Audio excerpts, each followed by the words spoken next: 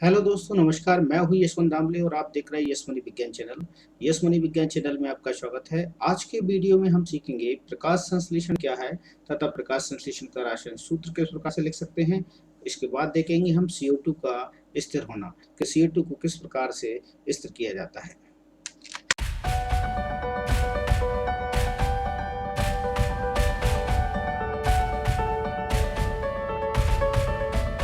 Eukaryotic कोशिकाओं और बहुत सी प्राकृतिक कोशिकाओं में को ग्लूकोज अणुओं को तोड़ने तथा उससे ऊर्जा प्राप्त करने के लिए ऑक्सीजन की आवश्यकता होती है। आपको दो नाम सामने दिए गए हैं। दोनों नामों में से आपको एक नाम तो है यूकेरियोटिक कोशिका और एक है प्रोकैरियोटिक कोशिका। आपको ये पता है, जब मैंने कोशिका वाली आपको चैप्टर पढ़ाया था, ऑनलाइन नहीं पढ़ाया, मैंने आपको यूट्यूब पर वीडियो डाला है, उसमें आपने देखा होगा कोशिका के बारे में। दोनों प्रकार की कोशिकाओं के बारे में डिफाइन किया है, यूकेरियोटिक क्या है और प्रोकैरियोटिक क्या है। देखा है या नहीं? नहीं। तो आप मुझे बता सकते हैं प्रोकैरियोटिक क्या होंगी और यूकेरियोटिक कोशिकाएं कौन सी होंगी? तो सबसे पहले हम बात करेंगे यूकेरियोटिक कोशिकाओं की, फिर बात करेंगे हम प्रोकैरियोटिक कोशिकाओं की। ठीक है कि हम नहीं। हाँ, न्यूक्लियस के पास झिल्ली नहीं होती सर। Very good. तो हम सबसे पहले, चलो आपकी क्वेश्चन से सहमत, आंसर से बहुत सहमत हैं। बहुत बहुत धन्यवाद कि आपने आंसर दिया। इससे हमें ये पता चला कि आप पढ़ भी रहे हैं, अध्ययन कर रहे हैं। प्रोकैरियोटिक और यूकेरियोटिक, इसके बारे में हम चर्चा करेंगे। सबसे पहले प्रोकैरियोटिक, दूसरा शब्द है यहाँ यूकेरियोटिक। प्रोकैरियोटिक का मतलब होता है, यहाँ पर यदि कोशिका है तो कोशिका में केवल प्लाज्मा झिल्ली यहाँ पर है, जिसे हम बोलते हैं प्लाज्मा मेम्ब्रेन या कोशिका मेम्ब्रेन। इसे आप कोशिका झिल्ली भी बोल सकते हैं, इसे कोशिका झिल्ली का नाम भी दिया सकता है। कोशिका झिल्ली हम इसे बोलते हैं। और प्लाज्मा झिल्ली या कोशिका मेम्ब्रेन के अंदर इसमें जीव द्रव तो भरा हुआ है। जीव द्रव का मतलब यहाँ पर इसमें पदार्थ तो मौजूद है जीव द्रव का, लेकिन इसके अंदर जो पदार्थ भरा हुआ है, जो पीले रंग का जो पदार्थ भरा है मैंने, ये क्या कहलाएगा? कोशिका द्रव। कोशिका द्रव कहलाएगा। आपको ये बात ध्यान रखना है। और जो पिंक कलर की सबसे भारी रचना थी वो क्या कहला रही थी? प्लाज्मा झिल्ली या कोशिका झिल्ली। ठीक है, उनके नाम आपको पता होना चाहिए। कोशिका की संरचना आप बनाओगे तो उनके नाम की जानकारी आपको होना चाहिए। मैं मोटी लाइन से उसे ड्रॉ कर देता हूं ताकि आपको समझ में आ जाएगा। और कोशिका झिल्ली के घटक भी मैंने बताए हैं वीडियो में। कोशिका झिल्ली काय की बनी होती है? कोशिका झिल्ली वास्तव में देखी जाए तो लिपिड प्रोटीन की बनी होती है, जिसे आपने पढ़ा होगा। अब कोशिका झिल्ली में अंदर साइड पर जो संरचना येलो कलर की आपको दिखाई दे रही है, ये है कोशिका द्रव। इसे हम बोलेंगे कोशिका द्रव। ये कोशिका द्रव है। अब यहाँ कोशिका द्रव में वास्तव में देखा जाए तो केंद्रक यहाँ पर नहीं होता, बल्कि डीएनए यहाँ पर पड़ा होता है। ये डीएनए संरचना है और यहाँ पर ये पड़ा हुआ है क्रोमेटिन के धागे जहाँ पर पड़े हुए हैं डॉट डॉट में। ठीक है, तो ये सारा इसका डीएनए। और इतना क्षेत्र जहाँ पर केंद्रक झिल्ली नहीं है, ये संरचना पेन देख रहे होंगे, मेरे तीर में घुमा रहा हूँ, इसमें डॉट डॉट बना दूँ यहाँ पर, तो यहाँ पर एक स्ट्रक्चर दिखाई देगा आपको, ये डॉट डॉट वाला। तो ये क्षेत्र यहाँ पर डीएनए पड़ा है, क्रोमेटिन के धागे पड़े हैं, लेकिन केंद्रक झिल्ली नहीं है। तो ये संरचना, ये एरिया यहाँ पर कहलाएगा केंद्रकाय। क्या कहलाएगा? केंद्रकाय। केंद्रकाय कहलाएगा। इंग्लिश में इसे न्यूक्लियोइड बोलते हैं, इसे केंद्रकाय कहते हैं हिंदी में। केंद्रकाय है, लेकिन इसमें केंद्रक में झिल्ली नहीं है। क्या नहीं है? झिल्ली। ठीक ना? और इसमें दूसरे कोशिका अंगक भी आपको नहीं दिखाई देंगे, जैसे माइटोकॉन्ड्रिया इसमें नहीं पाया जा रहा है, गोल्जी कॉय इसमें नहीं पाया जा रहा है। ये नाम सुने आपने? मैंने एक एक के ऊपर वीडियो बनाया है डिटेल में। नहीं अगर नहीं देखा है तो आप देख सकते हैं इन्हें वीडियो को। ER मतलब एंडोप्लाज्मिक रेटिकुलम इसमें नहीं है, गोल्जी बॉडी इसमें नहीं है। तो ये सारे उपकरण नहीं है। क्लोरोप्लास्ट यहाँ आपको ये दिखाई नहीं दे रहे हैं, है ही नहीं है। कोशिकांग इसमें नहीं पाए जाते हैं प्रोकैरियोटिक कोशिका में। अब यदि हम यूकेरियोटिक कोशिका की बात करते हैं तो यूकेरियोटिक कोशिका में अंतर क्या हो जाता है? देखिए, ये प्रोकैरियोटिक कोशिका है। अब इसी को मैं यूकेरियोटिक कोशिका जैसा कोशिका बना दूंगा। बस क्या अंतर होगा, यहाँ पर आप अंतर देख लेंगे। यहाँ पर देखिए, ये चारों ओर एक झिल्ली बन जाती है, ग्रीन लाइन से बना रहा हूं मैं, आपको दिख रही होगी। जूम करके देख पा रहे हो? चलो मैं दूसरे से बनाता हूं, ब्लैक से बन जाएगी, ब्लैक से दिख जाएगी। अब जूम करने की जरूरत नहीं पड़ेगी ज्यादा। ये ब्लैक लाइन में बना रहा हूं, ये क्या बन गई? ये केंद्रक झिल्ली है। क्या है? केंद्रक झिल्ली। अब ये कोशिका, अब ये कोशिका वास्तव में यहाँ केंद्रकाय नहीं कहेंगे हम इसे, अब इसे हम केंद्रकाय नहीं कहेंगे, अब हम इसे क्या नाम देंगे? केंद्रकाय की जगह केंद्रक। और ये बन जाएगी यूकेरियोटिक कोशिका, इसका नाम हो जाएगा यूकेरियोटिक कोशिका। अब ये कहलाने लगेगा केंद्रक, तो ये कहलाएगा अब केंद्रक, और ये बन गई अब यूकेरियोटिक कोशिका। अब ये प्रोकैरियोटिक का काम खत्म हो गया। जैसे ही इसमें केंद्रक झिल्ली बन गई तो ये यूकेरियोटिक कोशिका में बदल गई। समझ में आ गई बात आपको? तो यूकेरियोटिक कोशिका और प्रोकैरियोटिक कोशिका में कितना अंतर है। अब नेक्स्ट में हम यहाँ देखेंगे आगे, तो इसमें और भी अंगक पाए जाएंगे। अब इसमें माइटोकॉन्ड्रिया भी आपको यहाँ मिलेगा। ये संरचना जो बना रहा हूँ वो माइटोकॉन्ड्रिया की है, ठीक। अब इसमें आपको, अब आपको यहाँ गोल्जी बॉडी भी मिलेगा। ER अभी गोल्जी बॉडी पे मैंने वीडियो नहीं बनाई है, आपकी पेंडिंग में डली है, अपलोड प्राइवेट में डली है, सारी की सारी प्राइवेट में, क्योंकि आपने पुराना कोर्स कंप्लीट नहीं किया इसलिए भी जी गोल्जी बॉडी बन गई। अब ER बनाना है, ER पे तो मैं बना चुका हूँ वीडियो। तो ER जो है एंडोप्लाज्मिक रेटिकुलम। तो ये सारी संरचनाएं इसमें बनने लगती हैं। ये सब यूकेरियोटिक कोशिका में होता है। इस पे दाने लायक स्ट्रक्चर बन जाते हैं जो राइबोसोम कहलाएंगे आपको। तो मुझे कोशिका नहीं पढ़ाना, मुझे तो बस ये बताना थी कि प्रोकैरियोटिक कोशिका और यूकेरियोटिक कोशिकाएं है क्या। ठीक है, इतना आपको समझ में आ गया है। हम वापस किताब की ओर चलते हैं और पेज पर देखते हैं क्या लिखा है। यूकेरियोटिक कोशिका और बहुत सी प्रोकैरियोटिक कोशिकाओं को ग्लूकोज अणुओं को तोड़ने के लिए, उससे ऊर्जा प्राप्त करने के लिए ऑक्सीजन की आवश्यकता होती है। या ग्लूकोज को तोड़ने के लिए आवश्यकता होती है। ग्लूकोज टूटेगा कैसे? चलिए एक बार देख लीजिए ब्लैक बोर्ड पर ग्लूकोज को हम कैसे तोड़ सकते हैं, या कोशिकाएं ग्लूकोज को कैसे तोड़ती हैं। तो कोशिका है वो ग्लूकोज को कैसे तोड़ेगी, और ग्लूकोज का सूत्र होता क्या है? नाम आया है तो आपको उसका सूत्र पता होना चाहिए। ग्लूकोज का सूत्र यहाँ नोट कर रहा हूँ मैं, आप देखेंगे दिखाई दे रहा होगा आपको, ये है ग्लूकोज, दिखाई दे रहा होगा आपको ग्लूकोज का सूत्र। ग्लूकोज है C6H12O6, ठीक है, ये ग्लूकोज का सूत्र है। कोशिकाएं इसे कैसे तोड़ती हैं, कैसे ऊर्जा प्राप्त करती हैं?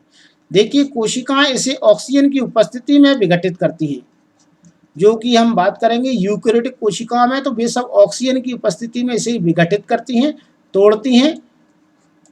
आपको ये अच्छी तरह पता है कि जब हम बीमार पड़ जाते हैं, अर्थात हम हॉस्पिटलाइज हो जाते हैं, ठीक, तब हमें ग्लूकोज की बोतल लगाई जाती है। आपको ये पता होगा, क्योंकि हम भोजन नहीं कर पाते हैं, हमारी बॉडी कमजोर हो जाती है और हमें वीकनेस आ जाती है, तो ग्लूकोज की बोतल डॉक्टर लगाते हैं। तो ये ग्लूकोज आपकी बॉडी से सीधे कहाँ जाता है? ब्लड में पहुंच जाता है, और ब्लड में पहुंचकर सीधे सीधे इन्हें कोशिकाओं तक ले जाया जाता है। और किसी भी सेल्स में जब ये पहुंचता है अंदर, ग्लूकोज C6H12 जब किसी सेल के अंदर पहुंचता है और O6, तो कोशिकाएं इसका विघटन का मतलब ऑक्सीकरण करेंगी, इसे तोड़ेंगी। ऑक्सीजन से इसकी क्रिया होती है, और क्रिया होती है फिर यहाँ कोशिकाओं के अंदर जब क्रिया होती है ऑक्सीजन की, तो यहाँ पर बनता है कार्बन डाइऑक्साइड जल, और ऊर्जा उत्पन्न होती है। तो वो कैसे बनेगा? ये टूटेगा, देखो, तो यहाँ से बनेगा, जब ये टूटेगा तो यहाँ बनेगा 6CO2, 6 कार्बन डाइऑक्साइड के अणु बनेंगे। ठीक है, आपको दिखाई दे रहे होंगे, दिख रहे हैं 6H2, ये भी आपको दिखेंगे। और यहाँ पर आपको मिलेगी ऊर्जा, और जो ऊर्जा निकलेगी वह ऊर्जा आपकी बॉडी को काम करने में मदद करेगी। ठीक है ना? यहाँ पर बैलेंसी आप देख सकते हैं, बैलेंसी पूरी नहीं है तो आप बैलेंसी को पूरा कर सकते हैं। ठीक है, यहाँ पर देखेंगे आप, बैलेंसी अगर पूरी नहीं है तो पूरी कर सकते हैं। ऑक्सीजन कितनी है यहाँ पर आप देख पा रहे होंगे, देखिए ऑक्सीजन में कितने हैं, यहाँ पर 6 ऑक्सीजन है और 2 ऑक्सीजन ये हैं, कितनी हो गई 8। यहाँ ऑक्सीजन कितनी है, 6 का गुणा हो रहा है, 2 का गुणा जा हो रहा है, 2 में 6 का गुणा करो, कितनी हो गई 12 ऑक्सीजन यहाँ पर हैं।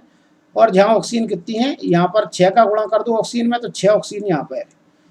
हमारे पास टोटल 18 ऑक्सीजन है समीकरण पूरा करने के लिए। 18 ऑक्सीजन होना चाहिए। ऊपर कितनी है हमारे पास, 6 और 2 8। तो मैं यहाँ पर 6 का गुणा कर रहा हूँ, तो 6 का गुणा करूंगा तो जो वहीं 12 और 6 जो यहाँ पर है तो वहीं 18। क्लियर है। अब ऑक्सीजन की संख्या पूरी हो गई। हाइड्रोजन देख लेते हैं कितनी है, 12।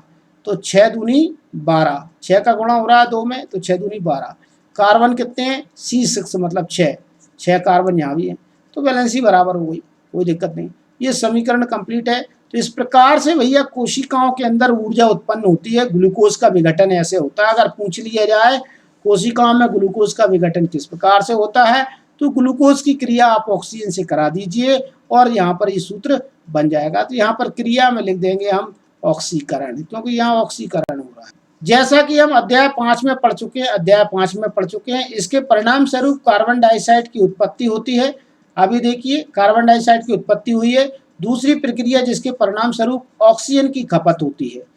तो भैया यहाँ पर कार्बन डाइऑक्साइड की उत्पत्ति हो रही है और ऑक्सीजन की खपत हो रही है, ये हमें दिखाई दे रहा है वहाँ पर समीकरण में।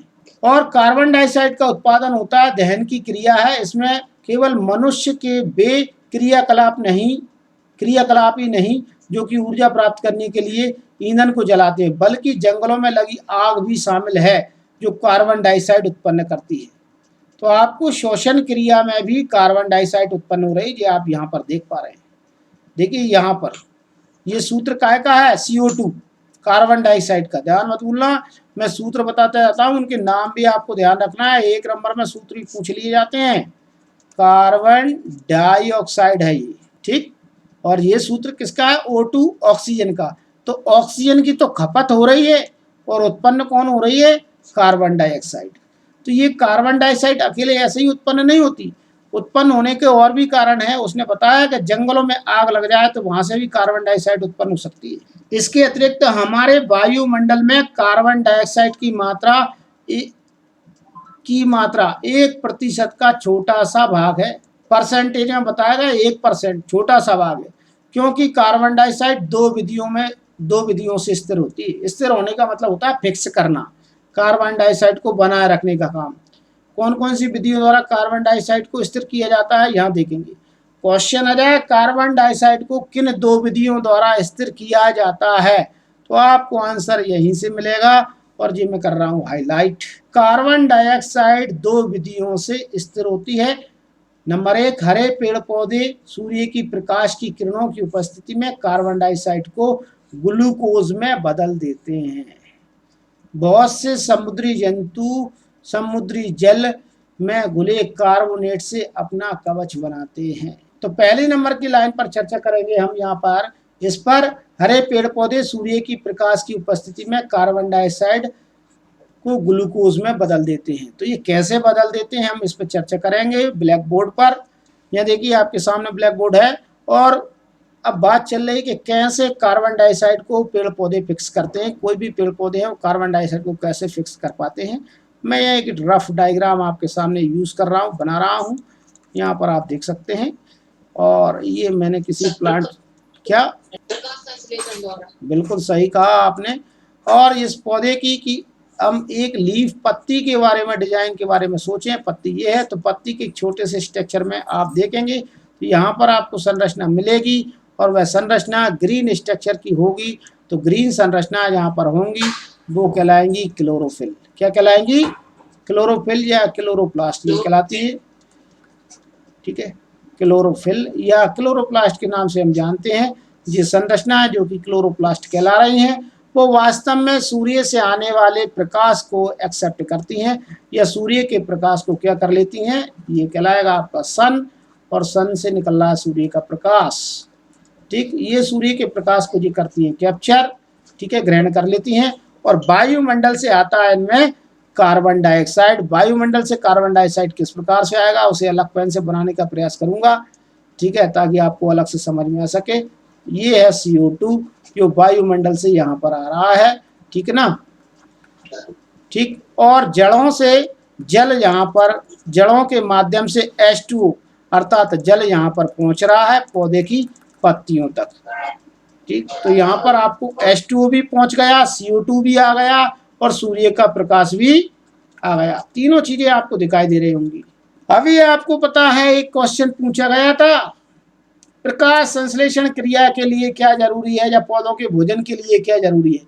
कुछ बच्चे बेसलाइन टेस्ट में क्लोरोफिल लगाकर आए हैं, कुछ सूर्य का प्रकाश लगाकर आए हैं, जबकि उसमें क्वेश्चन का आंसर था उपरोक्त सभी, क्योंकि कार्बन डाइऑक्साइड भी जरूरी है, क्लोरोफिल भी जरूरी है, जल भी जरूरी है और सूर्य का प्रकाश जरूरी है। तो प्रकाश संश्लेषण क्रिया में हमें ये 4 घटक हैं, देख लो आप, जो क्लोरोफिल में आते हैं सभी।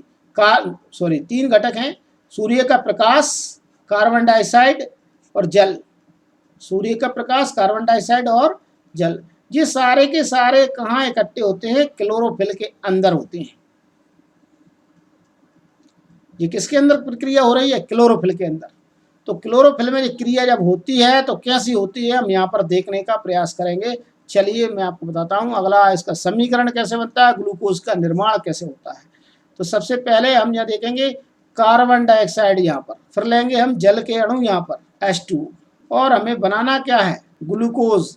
तो ग्लूकोज का सूत्र लिख दो सीधा सीधा, C6, अभियाल देखा था हमने, बनाया तोड़ा था उसे, C6H12O6, ये ग्लूकोज का सूत्र बन गया। अब ये बने कैसे होंगे, कार्बन की संख्या 6 हो गई, हाइड्रोजन 12 हो गई और ऑक्सीजन 6 हो गई। तो इनकी बैलेंसी पूरी कैसे करेंगे, यहाँ पर 6 लगा दो और यहाँ लगा दो 12, मतलब 12, और ऊपर लिख दो क्लोरोफिल, यहाँ लिख दो क्लोरो, नीचे लिख दीजिए सूर्य का प्रकाश, नीचे लिखेंगे हम सूर्य का प्रकाश। चलो नीचे सूर्य का प्रकाश लिख दो, समीकरण तैयार हो रहा है प्रकाश संश्लेषण का। मोस्ट क्वेश्चन है, परीक्षा में पूछा जाता है प्रकाश संश्लेषण क्या है। तो आपको इसी प्रकार से समझा देना है, ऐसा रफ डायग्राम भी बना सकते हो और उसमें आपको बाकायदा नंबर मिलेंगे, ऐसा नहीं है कि नंबर नहीं मिलेंगे, और अपनी भाषा में आप उसे लिख भी सकते हो बात को, जो आपको इस डायग्राम से समझ में आ रहा है वो आप इसे प्रदर्शित कर सकते हो। अब हमारे पास यहाँ पर बचेगा 6H2 प्लस 6O2। बैलेंस ही आप देखेंगे पूरी है या नहीं, क्लियर कर लें, कोई दिक्कत नहीं है। ऑक्सीजन की संख्या 6 दूनी 12 और 12 24 ऑक्सीजन है। यहाँ पर ऑक्सीजन की संख्या जहाँ पर 6 है, 6 जहाँ पर है और 6 जहाँ पर है, 12 जहाँ पर है, हो जाएगी 24। क्लियर है। ये प्रकाश संश्लेषण का सूत्र है और ये प्रकाश संश्लेषण क्रिया को दर्शा रहा है। तो आप यहाँ से इस प्रकाश संश्लेषण के समीकरण को लिख सकते हैं। प्रकाश संश्लेषण, ये हो गया प्रकाश संश्लेषण सूत्र या समीकरण। अब क्वेश्चन आ जाए आपके सामने, प्रकाश संश्लेषण क्रिया क्या है, तो आपको यहीं से लिखना है कि हरे पेड़ पौधे सूर्य की प्रकाश की उपस्थिति में वायुमंडल से कार्बन डाइऑक्साइड लेकर तथा भूमि से जल लेकर क्या करते हैं, ग्लूकोज का निर्माण करते हैं या कार्बोहाइड्रेट का निर्माण करते हैं। इसे आप लिख सकते हैं, कार्बोहाइड्रेट भी कह सकते हैं, ग्लूकोज भी कह सकते हैं, कोई दिक्कत नहीं है। ये कार्बोहाइड्रेट की एक छोटी इकाई है, का निर्माण करते हैं। यही प्रक्रिया कहलाती है प्रकाश संश्लेषण की। इस प्रक्रिया में कार्बन डाइऑक्साइड को स्थिर किया जाता है ग्लूकोज के रूप में। देखिए कार्बन डाइऑक्साइड को ग्लूकोज या कार्बन डाइऑक्साइड के रूप में स्थिर किया जा रहा है, फिक्स किया जा रहा है। चलिए किताब की ओर चलते हैं। अगला यहाँ पर है, बहुत से समुद्री जंतु समुद्री जल में घुले कार्बोनेट से अपना कवच बनाते हैं। अब कौन से ऐसे जंतु हैं जो अपना कवच बनाते हैं, इनके बारे में हम चर्चा करें तो आपको यहाँ बताएंगे। ये शंख जैसा है, हाँ, इसके अंदर जंतु रहता है, स्नेल, घोंगा। मुझे ये बताना है आपको, ये कवर जो होता है वो काय का बना होता है, कैल्शियम कार्बोनेट का बना होता है। आपको ये ध्यान रखना है। हर बार की तरह कहना चाहूँगा, यदि आप मेरे चैनल पर नए हैं या पहले से वीडियो देखते आ रहे हैं चैनल पर और चैनल को सब्सक्राइब नहीं किया है तो सब्सक्राइब बटन को प्लीज़ कर दीजिएगा, और वीडियो अच्छा लगता है तो लाइक कीजिए और दोस्तों के साथ में शेयर कीजिएगा। लाइक मुझे कम मिल पा रहा है, आप मूवी से कम मिल पा रहे हैं। आप जब वीडियो देखते हैं तो लाइक बटन को जरूर कीजिएगा, ठीक।